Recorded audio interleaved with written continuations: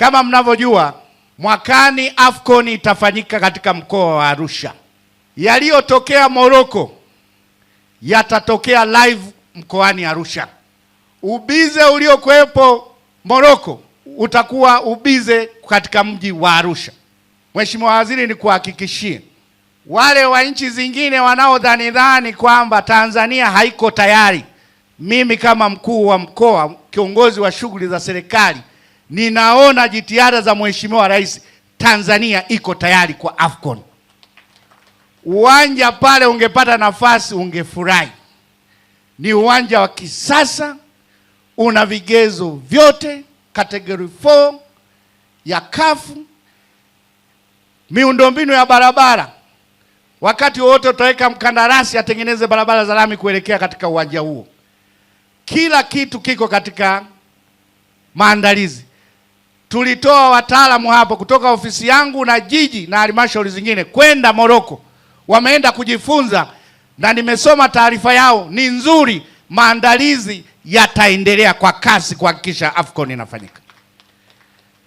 Moja ambalo tulikuwa na wasiwasi nalo ndio hili uliloijia hapa. Uhakika wa afya za watu wote watakaoshiriki AFCON, kwamba mtu akipata matatizo ya moyo tutamkimbiza wapi? Dr. Samia amejibu. Tanzania imejipanga. Taasisi ya moyo ya Jakaya Kikwete imeleta tawi lake hapa.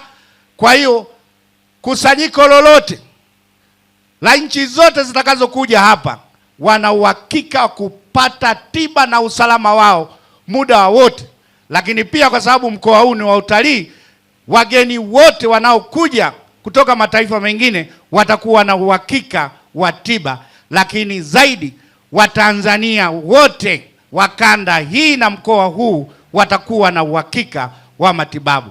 Tunamshukuru sana Mheshimiwa Rais, tunakushukuru sana wewe. Toka umekuja umeuamsha mkoa wetu. Kumbe Wizara ya Afya bwana inahitaji tu ubunifu. Ameichangamsha. Uongo kweli? Matukio kila siku makubwa.